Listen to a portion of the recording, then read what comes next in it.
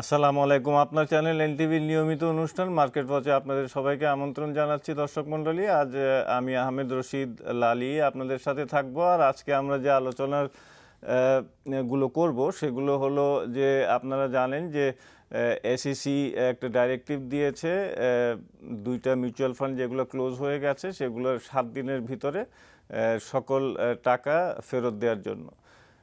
আরেকটা সিদ্ধান্ত নিয়েছে এসএসসি, সেটা হলো যে মার্জার অ্যান্ড অ্যাকুইজিশন যে রুলটা আছে সেইটা আবার অ্যামেন্ডমেন্ট করার জন্য, কারণ যুগ উপযোগী করার জন্য তারা একটা সিদ্ধান্ত নিয়েছে, সেটাও আলোচনা করব। আর বাজার সম্বন্ধে সার্বিক পুঁজিবাজার নিয়ে আলোচনা তো থাকবেই। দর্শক মণ্ডলী, আজকে আলোচনার জন্য আমাদের সাথে যোগ দিয়েছেন অধ্যাপক ডক্টর মিজানুর রহমান, অর্থনীতি বিশ্লেষক। আপনাকে স্বাগত জানাই। আমাদের আরেকজন আছেন ওয়াক্কার এ চৌধুরী, এমডি ও CEO Vanguard asset management limited. Waqar ভাই, আপনাকেও স্বাগত জানাচ্ছি। আমরা সরাসরি মিজান ভাই আপনার কাছে চলে আসতেছি। আজকে বাজার আমরা দেখেছি যে বুধবার দিন 100 পয়েন্ট বেড়ে গেল, আবার রোববার দিন 30-35 পয়েন্ট পড়ে গেল। এই যে বাজারের ওঠা এবং নামা, এবং আজকে বাজারটা একটু বেটার, তো এইটা বাংলাদেশ ব্যাংকের একটা প্রেস রিলিজ দিয়েছিল ওনারা এবং প্রেস ব্রিফিংও করেছিল। সেইটার জন্য বাজারে একটা আস্থা কিছুটা হলেও ফিরে এসছে এবং যে কারণে বিনিয়োগকারীরা আবার পুঁজিবাজারের দিকে আসছে। আপনি কিভাবে দেখছেন এই সম্পূর্ণ ম্যাটারটা? Thank you. এটা খুব শর্ট টার্ম একটা ইফেক্ট আমরা অবজার্ভ করেছি। আপনি যদি একটু আগে যান, গত আই থিঙ্ক 10 সেশনেই মার্কেট কিন্তু পতনশীল ছিল। সেখানে সিরিয়াল একটা লাগাতার একটা ডিপ্রেসড অবস্থায় ছিল, রাইট, এটা ফলিং ছিল। অনেকগুলো শেয়ারই ব্যাপক দর পতনের শিকার হয়েছে এবং এরপরে এই ঘোষণাটা স্বাভাবিকভাবেই মার্কেট একটু প্রাণ সঞ্চার করেছে, স্বস্তি এনে দিয়েছে এক্সপোজার রুলসটাকে রিল্যাক্স করার কারণে। কিন্তু আমি মনে করি যে এটা একটা ভেরি শর্ট টার্ম অথবা ইন্টারমিডিয়েট টার্মের জন্য একটা স্মল ইফেক্ট মার্কেটের। আপনি যদি বর্তমান পরিস্থিতি দেখেন, এটা কিন্তু আমাদেরকে দেখতে হবে একটা পার্সপেক্টিভ নিয়ে। গত 2010-এর পর থেকে মার্কেট কিন্তু সিরিয়ালি পারসিস্টেন্টলি এটা ডিপ্রেসড ফেজ অফ প্রাইসিং দিয়ে যাচ্ছে। আমরা দেখছি টার্নওভার পড়ছে তো পড়ছে, প্রাইস পড়ছে তো পড়ছে। Many shares are now trading far below than the offer price, even face value. তো এগুলো মার্কেটের দীনতাকেই ফুটিয়ে তুলছে। মার্কেটের প্রতি যে বিনিয়োগকারীদের আমি বলবো যে আস্থার অভাব, সেটা বারবার ফুটে উঠছে। তো এটা কি আসলে কাম্য কিনা, এটা কি আমাদের মার্কেটের অপটিমাম অবস্থা কিনা? It is not that. আমি এর আগেও আপনাদের সাথে বহুবার বলেছি, এই সভায় বলেছি যে বাংলাদেশের অর্থনীতির দিকে যদি আমরা তাকাই, সেখানে অনেকগুলো খুব ব্রাইট ইন্ডিকেটর আছে। আমাদের ইকোনমি গত 20 বছরে অলমোস্ট 6% রেটে গ্রো করেছে। আমাদের পার ক্যাপিটা জিডিপি আর কনস্ট্যান্ট প্রাইস এটা 3 গুণ হয়েছে গত 91 সালের তুলনায়। আপনি যদি আমার মানিটারি ডেভেলপমেন্ট দেখেন, ব্রড মানি জিডিপি রেশিও, সেটাও 20% থেকে 60% উন্নীত হয়েছে। ফাইন্যান্সিয়াল সিস্টেম অনেক ডেভেলপ করেছে, অনেক ব্যাংক এসেছে, সেখানে ডিপোজিট ফর্মেশন হয়েছে, লোনাবিলিটি বাড়ছে। তো এর মধ্যে ক্যাপিটাল মার্কেট রাষ্ট্রের একটা অঙ্গ হিসাবে, একটা ইনস্টিটিউশন হিসাবে একটা জায়গা করে নিতে পারতো, সেইটা আমরা সক্ষম হয় নাই। এই জন্য আমি বলবো এটা কালেকটিভ ফেইলিওর। এর সাথে আমাদের রেগুলেটরি যে বডিগুলো আছে, বিভিন্ন যে মেকানিজমগুলো আছে, সেখানে কিন্তু বিভিন্ন জায়গায় ফ্ল আছে, ত্রুটি আছে। আমি সবগুলো আলোচনায় যাব না। আমি একটা জিনিস আসি যে 2010-এ যখন মার্কেটটা কোলাপস করলো, যে বাবলটা আনসাস্টেনেবল হয়ে গেল এবং তারপরে ক্রাশ হলো, সেই ক্রাশের পরে এই অবস্থাটা কি আমাদের অ্যাভয়েড করা যেত কিনা? আমি মনে করি অ্যাভয়েড করা যেত। আপনি দেখেন 2009-10-এ যখন মার্কেট একদম ক্লাইম্যাক্সে গেল, তখন বাংলাদেশ সিকিউরিটি এক্সচেঞ্জ কমিশন পরিপত্র জারি করে নাই, কিন্তু প্রকারান্তরে ডিফ্যাক্টো এন্টার ফিনান্সিয়াল সিস্টেম যারা ক্যাপিটাল মার্কেট সংশ্লিষ্ট তাদের কিন্তু বলছে ট্রিগার সেল না করতে দেওয়া এবং বিনিয়োগকারীদের যে পজিশনগুলোকে এটাকে আনহেজ রাখা, ওপেন রাখা। এবং এতে করে কি হয়েছে যে এন্টার ফাইন্যান্সিয়াল সিস্টেম মানে they got hugely expose to non performing assets, আমরা বলি মানে ব্যাড অ্যাসেটস হয়ে গেছে। এটা একটা বড় পার্ট হলো ক্যাপিটাল মার্কেটে। এর বাইরে তো আছেই, ইভেন আপনি যদি লোন অ্যাডভান্স পোর্টফোলিও দেখেন সেখানেও মানে মাউন্টিং প্রবলেম লোন সৃষ্টি হয়েছে। এখন আমি শুধু ক্যাপিটাল মার্কেটটাতে আসি। মানে ক্যাপিটাল মার্কেটের এক্সপোজার যেটা হয়েছে, that happened not in 2010, it happened even before that. হ্যাঁ, এটা মাউন্টিং রূপ লাভ করেছে, আনসাস্টেনেবল হয়েছে অনলি ইন 2010। প্রশ্নটা হচ্ছে এটা হলো কেন? মানে আমরা পরিসংখ্যান দেখতে পাই যে তখন রুল ছিল লায়াবিলিটিজের 10%, কিন্তু মেনি ব্যাংকস, মেনি এনবিএফআইস তারা কিন্তু 30%, 20%, 15%, ইভেন মোর দ্যান 30% এক্সপোজ। 32% পর্যন্ত ইনভেস্টমেন্টে চলে গিয়েছে। রেগুলেটরি যে স্ট্রাকচারটা যেটা আছে, যে মেকানিজমটা আছে, ইট ইজ নট ওয়ার্কিং, এবং এটা ওয়ার্ক করে নাই। যে কারণেই ব্যাংকগুলোর ম্যানেজমেন্ট তারা actually they could play in a free riding environment. তাদের এরকম মাত্রাতিরিক্ত এক্সপোজার হয়ে গিয়েছিল, এবং given an inflexible supply of share, যখন লিকুইডিটি তারা মানে ইনজেক্ট করছে, মার্কেটে বাবল হয়েছে, প্রাইস স্পাইরালিং হয়েছে এবং মার্কেট ক্রাশ করেছে। তারপর এটাকে অ্যাডজাস্ট করার জন্য সেন্ট্রাল ব্যাংক একটা রেগুলেটরি চেঞ্জ নিয়ে আসলো। ইফ ইউ রিমেম্বার 2010 ডিসেম্বরের 6 তারিখ সেন্ট্রাল ব্যাংক একটা পরিপত্র জারি করে, সেখানে বলে যে এসএলআর, স্ট্যাটিউটরি লিকুইডিটি রেশিও, এইটা 0.5 মানে 50 বেসিস পয়েন্টস, এবং সিআরআর, ক্যাশ রিজার্ভ রিকোয়ারমেন্ট, এই রেশিওটাকে 50 বেসিস পয়েন্টস বাড়িয়ে দিল। মানে আপনি যদি মডার্ন সেন্ট্রাল ব্যাংকিং দেখেন, এই সব মানে এই মেজার্সগুলো কিন্তু এখন আর ব্যবহৃত হয় না, এগুলো কিন্তু ব্যবহার করা দরকার হয় না। এর বাইরেও সেন্ট্রাল ব্যাংকের হাতে অনেকগুলো মানিটারি ইনস্ট্রুমেন্ট আছে, মানিটারি পলিসি ইনস্ট্রুমেন্ট, যেগুলো এক্সপ্লয়েট করতে পারতো, যেগুলো ইউজ করতে পারতো to stabilise market, to cool down market. তো সেটা না করে যখন তারা কোয়ান্টিটিভ কন্ট্রাকশনে গেল, বাই ডাইরেক্টলি টার্গেটিং এসএলআর এবং সিআরআর, মানে ব্যাঙ্কগুলোর মধ্যে একটা প্যানিক সৃষ্টি হয়ে গেল। And what they did, they just deleveraged, they just মানে sold out and they deleverage their position, এবং মার্কেটটাকে মানে একেবারে মানে এটাকে কোমর ভেঙে দেওয়া, ওখান থেকে আর মার্কেটটা ফিরে আসতে পারি। তো আমি বলবো যে এটা imprudence on the part of regulator not to foresee the long term consequence of many monetary policy, যেগুলো খুব হার্শ, যেগুলো সাধারণত Absolutely, মডার্ন এবং টাইমসে প্লে করা হয় না। রাইট। এবং দ্যাট ওয়াজ দ্য টাইম আমরা সবাই কিন্তু বলছিলাম যে বাংলাদেশ ব্যাংক কিন্তু যে মেজার নিয়েছে, এখানে সফট ল্যান্ডিং হতে পারে না। যেটা এক্সেস এক্সপোজার হয়ে গিয়েছিল, সেটা একটা লং সময় দিয়ে তারপরে এটা করলে পরে এটা সফট ল্যান্ডিংটা হতো, বাজারটা এত ক্ষতিগ্রস্ত হতো না, বিনিয়োগকারীরা এত ক্ষতিগ্রস্ত হতো না। ওয়াকার ভাই, আপনার কাছে একটু আসি। আপনি দেখেছেন যে গত 2 দিনই একটা বাংলাদেশ ব্যাংক একটা প্রেস কনফারেন্স করে বলল প্রথম দিন যে ওনারা কি কি মেজার্স নেবেন, এবং তারপরে প্রেস রিলিজ দিয়ে বলল যে ওনারা কি কি মেজার নিতে যাচ্ছেন গত সোমবার দিন। তো এই সিচুয়েশনে, given this situation, Bangladesh bank যে একটা পর্যায়ে যে এখন আসছে পুঁজিবাজারের সহায়ক শক্তি হিসাবে তারা কাজ করতে চাচ্ছে, সেইটাতে বাজারের একটা ইফেক্ট আমরা দেখতে পাচ্ছি, একটা পজিটিভ একটা ইম্প্যাক্ট বাজারে পড়ছে। প্রশ্ন হলো যে একটা জিনিস কিন্তু ব্যাংক টু ব্যাংক ওনারা পলিসি গাইডলাইন দিয়ে ওনারা সাপোর্ট দিচ্ছেন, পলিসি সাপোর্ট দিয়ে ওনারা এক্সেস এক্সপোজারটাকে কন্টেইন করছেন, দ্যাট ইজ ওকে। এবং এটা আমি মনে করি যে সময় বাড়ানোর চেয়ে এই পদক্ষেপটা ভালো হয়েছে, যে ওয়ান্স ফর অল সব সমস্যা সমাধান হয়ে গেল। দ্বিতীয়ত যে জিনিসটা, সেটা হলো যে আপনার কম্পোনেন্টস অফ ইউর এক্সপোজার, যেটা নিয়ে আমরা অনেকে আলাপ করেছি, এর আগেও আলাপ করেছি, এই কম্পোনেন্টসগুলো রিস্ট্রাকচার করার কথা ওনারা বলেছেন। এইটার ব্যাপারে যদি আপনি বলেন যে এখন নন লিস্টেড কোম্পানিও কিন্তু এক্সপোজারে চলে আসতেছে, কাউন্ট হচ্ছে। তো রিস্ট্রাকচারিংয়ে এগুলা যদি বের হয়ে যায়, তাহলে কিন্তু ব্যাংকস এবং নন ব্যাংকিং ফাইন্যান্সিয়াল ইনস্টিটিউশনের ইনভেস্টমেন্টের সক্ষমতাটা বেড়ে যাবে আমরা মনে করছি। আপনার মতামত? আপনার সঙ্গে আমি একদম একমত। আমার কথা হলো যে দেরিতে হলেও বাংলাদেশ ব্যাংকের এই রিসেন্ট মেজার্সগুলিকে অ্যাপ্রিসিয়েট করা উচিত, সাধুবাদ দেওয়া উচিত।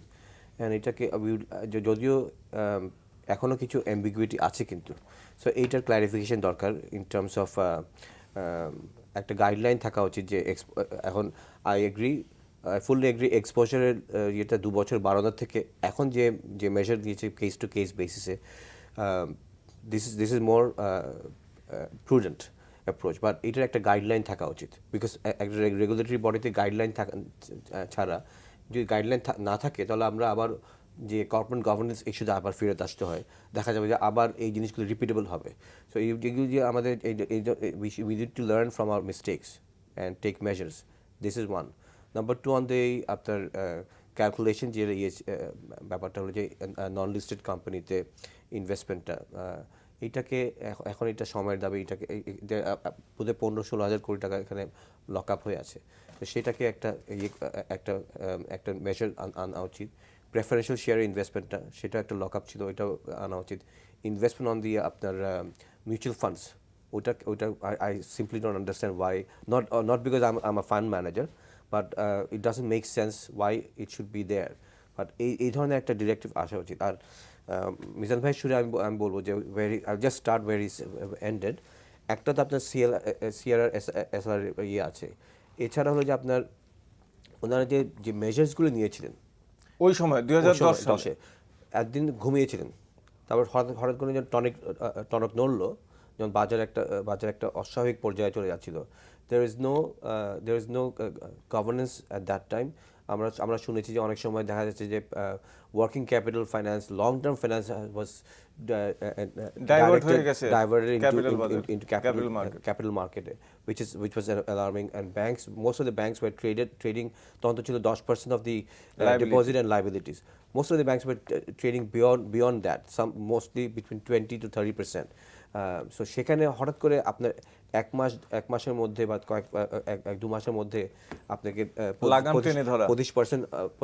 25% of the paid up capital আনাটা, ওটা it was a good move, but এটা ওই সময় যে একটু ব্রডেন পিরিয়ড থাকতো, আর একটু সফট অ্যাপ্রোচ থাকলো, সিআরআর এসএলআর যে আপনার রেশিওগুলি, দিজ আর রিপ্রেসিভ কোনো একটা আমরা সোশ্যালিস্ট ইকোনমিতে দেখি যে তারা এরকম করে। অনেক সময় আমরা ইউএস ফেডারেল রিজার্ভকে দেখছি, তারা কিন্তু মনিটারি পলিসি টাইটেন করার জন্য বা করার জন্য তারা এই ধরনের পলিসি নেয়, বাট দিজ আর ওরা কিন্তু পিরিয়ডিক্যালি এভরি কোয়ার্টারলি বসে এবং they change it also. But আমরা এটা কোনো রিভার্স দেখি নাই এইটা। তারপর পেইড আপ ক্যাপিটালের যে আপনার subsidiary investment subsidiary company, these are all good directives. কিন্তু পরে দেখা গেল যে ওই ক্যালকুলেশনের মধ্যে আপনার 12তে না 13তে এসছে যে ওখানে পেইড আপ ওখানে যে এক্সপোজারের ক্যালকুলেশনে পেইড আপ ক্যাপিটাল ওই এক্সপোজার ঢুকিয়ে দিয়েছে, সাবসিডারি ইনভেস্টমেন্ট ঢুকানো আছে আপনার ইনভেস্টমেন্ট অ্যান্ড একটু আগে যে বললাম যে investment on the non listed companies, preference shares, this are all were given. আর এখনও যেটা দেখছি যে এক্সপোজারের ওনারা যে নতুন পলিসি নিয়েছেন, it only talks about the আপনার giving a slight of relief to the banks, not all the financial institutions, only banks.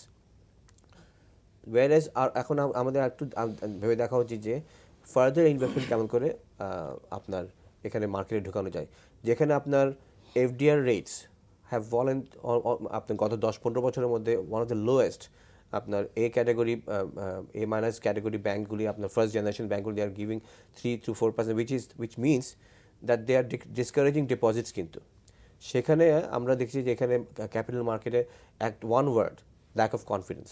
So এখানে একটা রেগুলেটরি বডির থেকে একটা গাইডলাইন থাকা উচিত। বাংলাদেশ ব্যাংক যখন এসছে, we should like to see the synchronicity between the not only Bangladesh Bank and Security Exchange Commission but all the other regulatory সবাই সম্মিলিতভাবে একটা করা উচিত। এবং আমি মনে করি যে বাংলাদেশ ব্যাংক খুব ইতিবাচক একটা দিক নির্দেশনা দিয়েছে, এবং সেখানে তারা যে কথাটা বলছে যে ব্যাংকগুলোকে তারা একটা ক্যাপিটালাইজ করার জন্য এক্সেস এক্সপোজারটাকে তারা ব্যাংক টু ব্যাংক তারা করছে, এবং এই যে restructuring of component which is very important, এবং সেইটা হয়ে গেলে কিন্তু সক্ষমতাটা কিছুটা বাড়বে।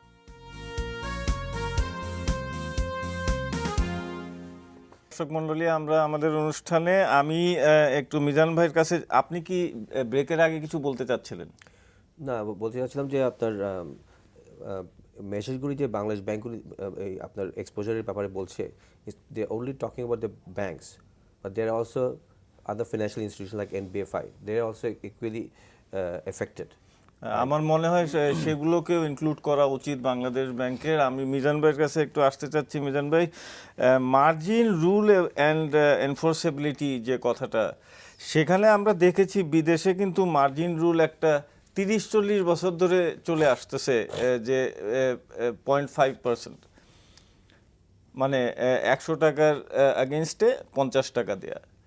এখন বাংলাদেশে আমরা 2009-10 সালে দেখেছিলাম যে এভরি উইক এটাকে চেঞ্জ করা হচ্ছে, 1:2, 1:1.5, 1:1, এইভাবে করে একটা মেকানিজম একটা ধরে নেওয়া হয়েছিল যে এইটা করলেই বোধহয় বাজারটা ভালো হবে অথবা টাইট হবে বাজার। রাইট। এখান থেকে আমাদেরকে বের হয়ে আসার জন্য এসইসি, এখনকার এসইসি একটা সিদ্ধান্ত নিয়েছে যে আমরা 0.5-এ ফিক্স করব এবং একটা সময় দিয়েছে, এই সময়ের ভিতরে আবার আসতে হবে, একটা এক্সটেনশন দিয়েছে যদিও কদিন আগে। আপনার মতামত এ ব্যাপারে এই মার্জিন রুলের? আপনি দেখেন আমাদের ফিনান্সিয়াল সিস্টেমটা, আপনি দেখেন এখানে মানে মানি ফ্লোটা কীভাবে হয় টু দি ক্যাপিটাল মার্কেট, মানে central bank to the commercial banks, NBFI, other financial institutions, and then to merchant banks, and then to brokers, and from the brokers, from the merchant banks to the individual clients, investors. এখন bank rate হলো discount rate, যখন commercial bank বা NBFI-গুলো central ব্যাংকের হাতে transaction করে। আবার যখন তারা সেন্ট্রাল ব্যাংক থেকে লিকুইডিটি সাপোর্ট নেয়, then they will be subject to another different rate which will be bank rate plus a premium. আবার ব্যাংকগুলো যখন মার্চেন্ট ব্যাংকে বা ব্রোকারকে লেন্ডিং করবে, আমরা বলি ব্রোকার লেন্ডিং, এটা কল মানি রেটে প্লাস একটা প্রিমিয়াম ওখানে যোগ হয়। এই রেটগুলো কিন্তু খুব রিজনেবল, 7-8, রাইট নাও এখন 7% plus a premium, still it will be 8 to 9%। কিন্তু আমরা যখন দেখি এন্ড ইউজার লেভেলে, যখন ব্রোকার অথবা মার্চেন্ট ব্যাংকস তখন তারা লেন্ডিংয়ে যায়, ইফ নমিনালি ইট ইস 14.5% to 16.5%। আমি নাম বলবো না, certain good banks, good financial institution, তারা 14.5% নমিনালি চার্জ করে, আর সার্টেন আদার ব্যাংকস দে নমিনালি 15% এবং 16%, and then some of them they do compounding quarterly অথবা মান্থলি। আপনি যদি এখন ইফেক্টিভ অ্যানুয়াল ইন্টারেস্ট রেটে কনভার্ট করেন, ইট বিকাম 17% অথবা 18%। This is prohibitive in no parts of the world. মানে আমরা মানে স্টক মার্কেটে লেন্ডিংয়ের জন্য এই প্রহিবিটিভ ইন্টারেস্ট রেট চার্জ করতে দেখি না। কেন দেখি না? Stock market investment should be perceived to be the most secured investment, highly liquid investment, and that should be low cost investment. এখন আমাদের দেশে আমরা সেই জায়গাটাকে ধ্বংস করেছি। কিভাবে?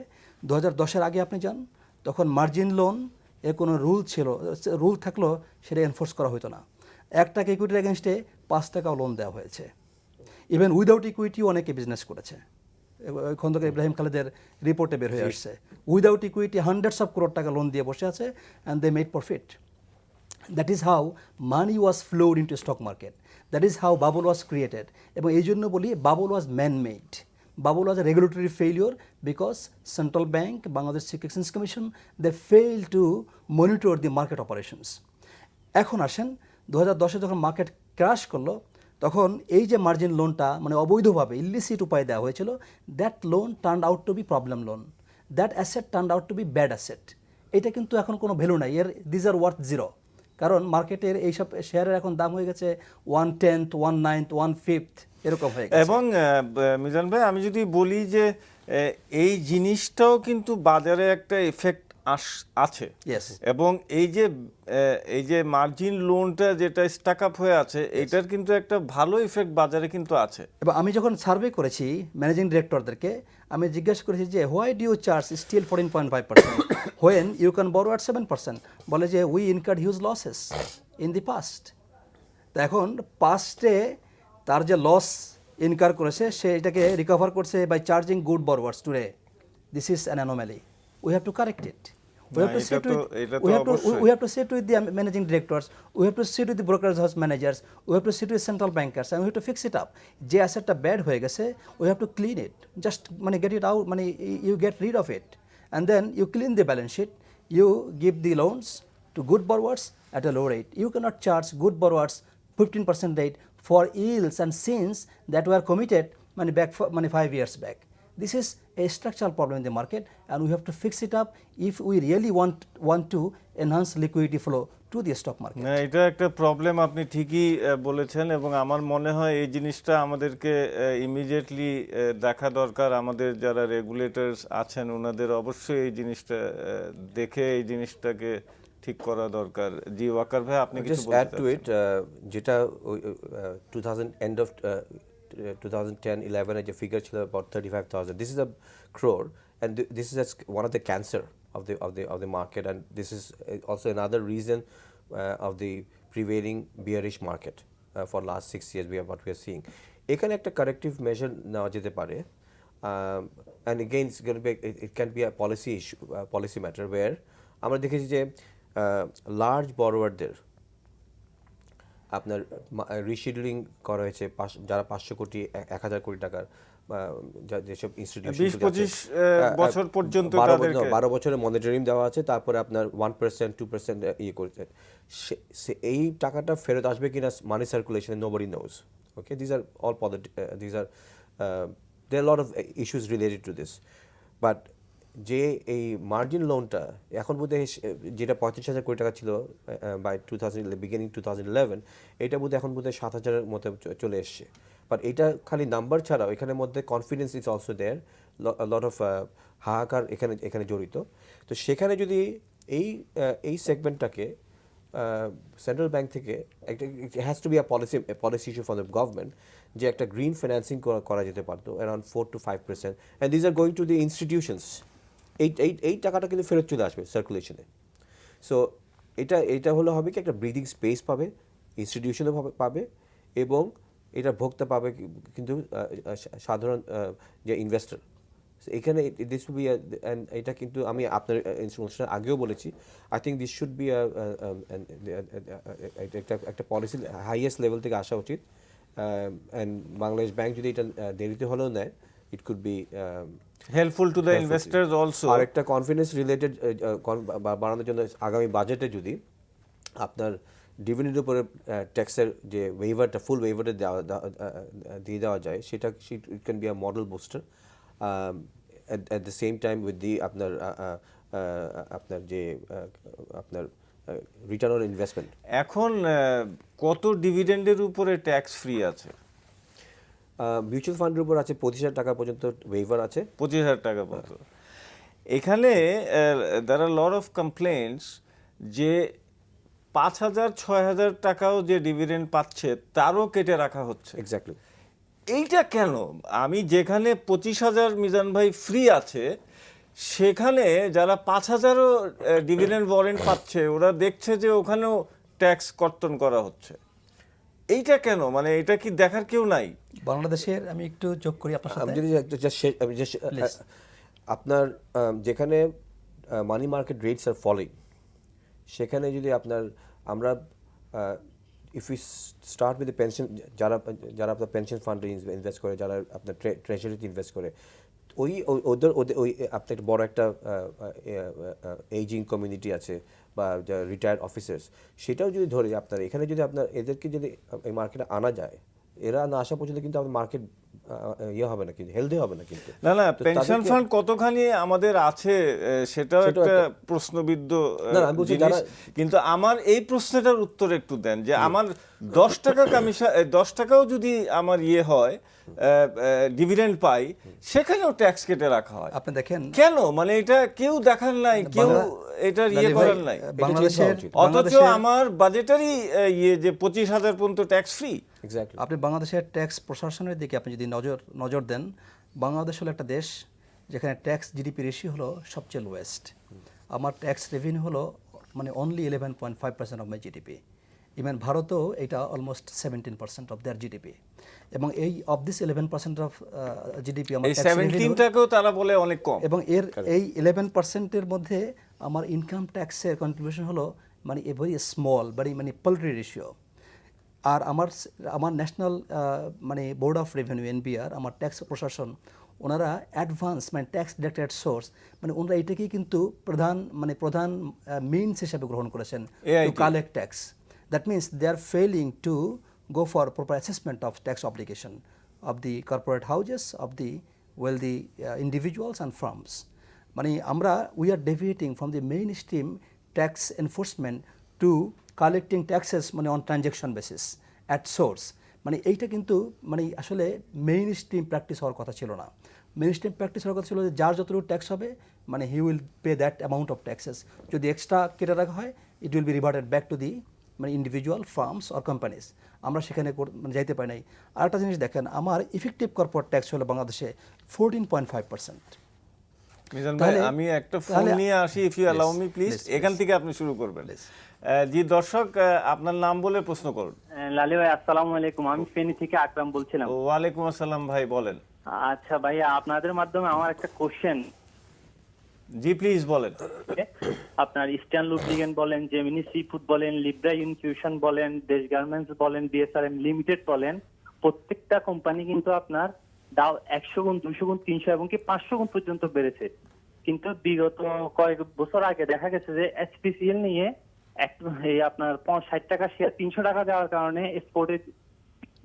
এক্সপোর্টে দিয়েছে আপনার বিএসসিসি, তারপর আবার এরপরে আবার আপনার মার্জিন বন্ধ করে দিয়েছে। এটা কেন? তাহলে এদেরকে কেন করতেছে না? কোম্পানির স্বাধীবাজারে 70% শেয়ারের দাম কমে গেছে, 355 টাকা শেয়ার ছিল, এখন 90 টাকা আসছে। তাকে কেন এখনো মার্জিন দেওয়া হচ্ছে না? আর এইসব কোম্পানিগুলোকে কেন ওনারা ধরছে না লাগামটা? ওকে, ধন্যবাদ আপনার প্রশ্নের জন্য। আমরা উত্তর খুঁজবো এই প্রশ্নের। জি মিজান ভাই, আপনি যেখানে শেষ করেছেন। আমি যেটা বলছিলাম যে আমার ইফেক্টিভ কর্পোরেট ট্যাক্স হলো 14.5%। আমি যদি আমার অ্যাকচুয়াল কালেকশন যদি ইফেক্টিভলি 14.5% হয়, then why do we fix 40% tax rate on companies? এবং লিস্টেড কোম্পানি যারা কিনা they are subject to enormous regulatory oversight, তাদেরকে আমি 35%, 42.5% ট্যাক্স চার্জ করি। মানে এটা হলো against the good governance of the companies. আমি যদি কোম্পানিকে লিস্টিং করতে অ্যাট্রাক্ট করতে চাই, I have to give them advantage of taxes, I have to মানে give them a tax advantage, tax favour. আমরা দিচ্ছি না কিন্তু। On the other hand many companies, many firms they are avoiding taxes. তো এই যে অ্যানোমালিজগুলো আমরা যদি অ্যাড্রেস না করতে পারি, তাহলে কি হয়? মানে good companies, good individuals, they will be subject to punitive taxes, whereas যারা কিনা ডিসঅনেস্ট তারা কিন্তু they will continue to avoid taxes. এতে করে tax collection on the part of the government এইটা 11%ই থাকবে। এখান থেকে আমরা বেরোতে পারবো না। আর আমি কি কোশ্চেনের উত্তরটা? জি, এটা একটা খুব মানে নর্মাল কোশ্চেন, ফ্রিকুয়েন্টলি আমরা পাই। আমাদের মার্কেটে many shares even in the dull market can be highly overvalued. বিনিয়োগকারীর এখানে সচেতনতার ব্যাপার আছে। একটা শেয়ার প্রাইস কতটুকু হওয়া উচিত, that depends on the fundamentals of the company. ওই কোম্পানির গত 5 বছরের তার এনএভি রিভলিউশন দেখুক, সে গত 5 বছরের সে আর্নিংস রিভলিউশন দেখুক, গত 5 বছরের তার ফ্রি ক্যাশ ফ্লো রিভলিউশন দেখুক, and then he should make a judicious judgement if I should buy, sell or withhold my position. মানে মার্কেট সামটাইমস মানে over price the share, then why we should choose to invest in it? Absolutely. I think that responsibility squarely lies with the investor. Waqar ভাই, আমি একটু আপনার কাছে আসতে চাই। যে জিনিসটা প্রশ্ন করেছিলাম যে এই ডিভিডেন্ডের 25,000 টাকা ফ্রি আছে, অথচ 10 টাকা হলেও তারা কেটে রাখে, এইটা দেখার কেউ নাই। এটা আপনার সঙ্গে আমি মানে ভেরি প্যাথেটিক। আই মিন একটা স্মল, এইটা তো বেসিক্যালি স্মল ইনভেস্টরের জন্য দেয়া 25,000টা ফ্রি। তো এই স্মল ইনভেস্টরদের কাছ থেকে এই যে কোম্পানিগুলো কেটে রাখছে, এইটা আমার মনে হয় বিএসইসি এটা দেখা উচিত। না, এটা সিকিউরিটি এক্সচেঞ্জ কমিশনের না, এটা একটা এনবিআর এর ইস্যু। আপনার দেখেন আগে ছিল এই 25,000 টাকাও কিন্তু ছিল না, আগে ছিল 3,000 টাকা কিন্তু। সো ফর দি যারা আপনার অন্যান্য আপনার প্রাইভেট অ্যাসেট ম্যানেজমেন্ট কোম্পানিগুলি যারা ফান্ড, যেসব ফান্ডগুলি অপারেট করছে, আর ফর দ্য আইসিবি সেটা ছিল 25,000 টাকা। তখন আমরা কিন্তু লেভেল প্লেইং ফিল্ডের জন্য এটাকে করা হলো। বাট এটা আই এগ্রি উইথ ইউ। এটা যদি আমার মনে একটা সময়ের দাবি হতে পারে যে গিভিং এডিশনাল ক্যারেট, যেখানে আপনার money market rate, deposit rates have fallen, সেখানে আপনার যদি ক্যাপিটাল মার্কেটটাকে আরেকটু প্রমোট করার জন্য এই মার্কেটে ইনভেস্টমেন্ট আরো লিওর করার জন্য দেন দ্য ইনভেস্টার্স ক্যান চুজ। এবং আমি যে জিনিসটা ওয়াকার ভাই বলতে চাই যে এই অনুষ্ঠানের মাধ্যমে, যে এটা এনবিআর না, এটা অ্যাকচুয়ালি বিএসইসি যদি দেখে, বিএসইসির আন্ডারে তো সেই কোম্পানি, তো এনবিআর তো সে ট্যাক্সটা এনবিআরকে ট্রান্সফার করে দিচ্ছে। 25,000 টাকা ফ্রি আছে, তার উপরে যেগুলো আছে সেগুলো তারা কর্তন করবে। কিন্তু এসিসি যদি দেখে সেই কোম্পানিগুলোকে তো রেগুলেট এসিসি করছে, তো সেই এসিসি যদি দেখে জিনিসটা যে ভাই তুমি 10 টাকা হলেও কেটে দিচ্ছ, 25,000-এর উপরেও কেটে দিচ্ছ, যে কোনো অ্যামাউন্ট কেটে দিচ্ছ, so law says this, why are you not implementing it? Exactly.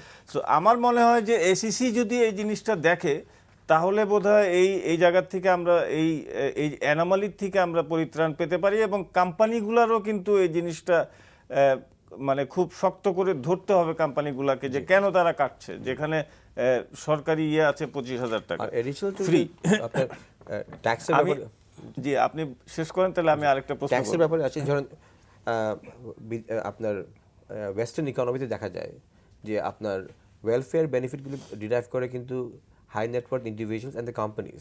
For example Sony corporation giving $1 million in একটা স্টেটের একটা এনভায়রনমেন্ট ইয়েতে, it's not that they are very very আপনার কনসার্ন, বাট বিকজ ওই $1 million is all tax deductible, and that it creates a money circle কিন্তু, an investment circle. So এই ধরনের আমাদের আরো কিছু ইনোভেটিভ মেজার্স নিয়ে আসা উচিত। ওয়াকার ভাই, আপনার ফিল্ডের একটা জিনিস, একটা কালকে এসিসি একটা সিদ্ধান্ত নিয়েছে এবং একটা ডাইরেক্টিভ দিয়েছে to the trustees of AIMS first mutual fund and Grameen first mutual fund. ট্রাস্টিরা হলো এইমসের ট্রাস্টি হলো বিজিআইসি এবং গ্রামীণ ফার্স্ট মিউচুয়াল ফান্ডের ট্রাস্টি হলো গ্রামীণ ফান্ড। আমার প্রশ্নটা হলো যে এটা তো অলরেডি ক্লোজড হয়ে গেছে, এটা হয়ে গেছে, এখন এখানে কেন এই ট্রাস্টিরা পেমেন্ট করছে না? কেন এসিসিকে ডাইরেক্টিভ দিতে হলো যে make the payment to the unit holders? তো এই জিনিসটা কিন্তু কেন আমরা ওই প্রফেশনালিজমে কেন এখনো যেতে পারি নাই? একটা ফোন নিয়ে একটু আপনার সাথে উত্তরটা নেই। দর্শক কে বলছেন? আপনার নাম বলে প্রশ্ন করুন। জি ওয়ালাইকুম আসসালাম। আমি জাহাঙ্গীর বলছি গুলশান থেকে। লালু সাহেব, আপনি যথার্থই বলেছেন যে ডিভিডেন্ডে 25,000 টাকা পর্যন্ত মৌকুব থাকা সত্ত্বেও আমরা ক্ষুদ্র বিনিয়োগকারীরা 5,000 টাকা পেলেও সেখান থেকে ট্যাক্স কেটে রাখে। আরেকটা প্রশ্ন যেটা আপনারা অনেকেই জানেন না, সেটা হচ্ছে যে অ্যাকচুয়ালি ডাবল ট্যাক্সেশন হচ্ছে। এই ডিভিডেন্ডটা আবার ব্যাংকে জমা হওয়ার পরে ব্যাংক আবার এটার উপরে 10% ট্যাক্স অন ইন্টারেস্ট কাটছে। তাহলে আমরা আমরা এমনিতেই তো আমরা সর্বশান্ত হয়ে গেছি গত 5 বছরে, তাহলে আমাদের অবস্থাটা কি দাঁড়ায় এটা আপনারা বলেন। জি ভাই, এটা ইনফ্যাক্ট ডাবল না, এটা ট্রিপল হচ্ছে। কিভাবে হচ্ছে? আপনি যখন আপনার ট্যাক্স ফাইলে দিচ্ছেন তখন কিন্তু আবার ওটার উপরে ট্যাক্স হচ্ছে। সো ইনফ্যাক্ট এটা ট্রিপল ট্যাক্স হচ্ছে। ধন্যবাদ আপনার এই প্রশ্ন এবং ধরিয়ে দেওয়ার জন্য। এটা নিয়ে আমরা বিস্তারিত আলোচনা করব, যেহেতু বাজেট সামনে আমরা এই ট্যাক্সের উপরে একটা আলোচনা করব। আপনি একটু আমাদের সাথে থাকবেন এনটিভির সাথে। আজকের প্রোগ্রামে হয়তো সময় থাকবে না, আগামী প্রোগ্রামে আমরা আলোচনা করব। জি ওয়াকার ভাই, এই যে ডাইরেক্টিভটা দিতে হলো কেন? আমি আপনার সঙ্গে মানে আমাদের প্রফেশনাল, আমরা মিউচুয়াল ফান্ডকে একটা প্রফেশনাল একটা মনে করি যে এখানে প্রফেশনাল একটা ইনভেস্টমেন্ট, সেখানে এই বিলম্ব কেন?